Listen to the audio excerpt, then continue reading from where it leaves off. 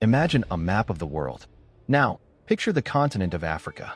For centuries, its interior was a mystery to European powers, filled with blank spaces and sketched in fantasies. But in just 3 decades, between 1885 and 1914, that map was transformed. Every single inch of Africa, over 11 million square miles, was claimed, divided, and colored in by rival European empires. This wasn't a slow evolution. It was a land grab of staggering speed and audacity.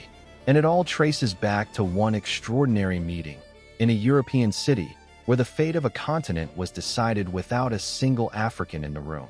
I'm Ibnul Jaif Farabi, and this is Empire Builders, the Rise and Fall of Civilizations. The year was 1884. The place, Berlin, the capital of a newly unified and ambitious Germany.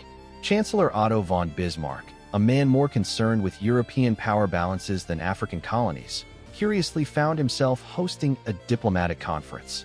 14 European states, plus the United States and the Ottoman Empire, sent delegations.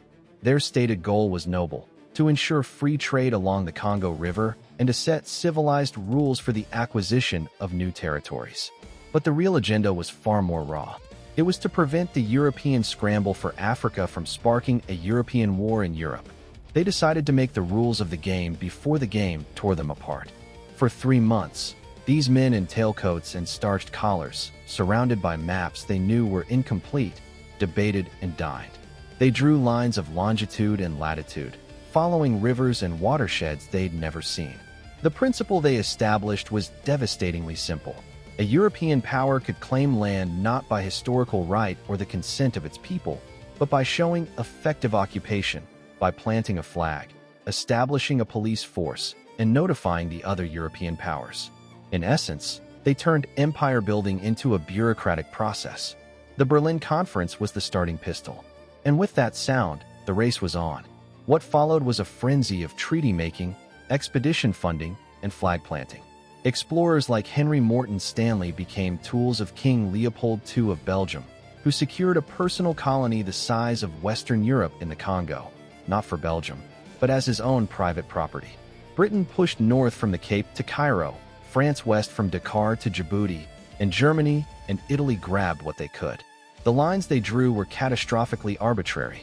They sliced through ancient kingdoms, ethnic groups, and trade routes, bundling together rival communities and splitting unified ones. The map of modern Africa, with its straight-line borders, is a direct legacy of those few months in Berlin. It was the ultimate act of architectural hubris, designing a continent from thousands of miles away. But here's what the maps and treaties could never capture: the human cost. The effective occupation clause meant that after Berlin, European powers had to move in to enforce their paper claims. This led to decades of brutal pacification campaigns, economic exploitation, and profound social upheaval. Resources were extracted, cultures were suppressed, and a system of racial hierarchy was imposed. The conference, which seemed so orderly in the plush rooms of Berlin, unleashed chaos and suffering on the ground for generations. It created political units called colonies that, upon independence, would become nations struggling with the impossible borders and inherited divisions drawn for European convenience.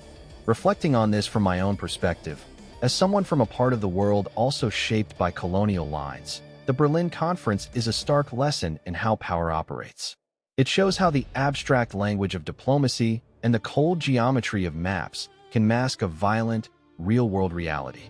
It was a meeting that pretended to be about order and civilization, but was fundamentally about appetite and control.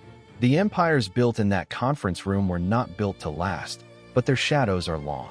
They remind us that the world we live in today, its conflicts, its inequalities, its very shape, is often the product of decisions made in closed rooms by people who assumed they had the right to decide for everyone else. This has been Empire Builders. The podcast is produced by Light Knot Studios. Find more of our narrative history documentaries and our complete library at https://www.lightknotstudios.com. Thank you for listening.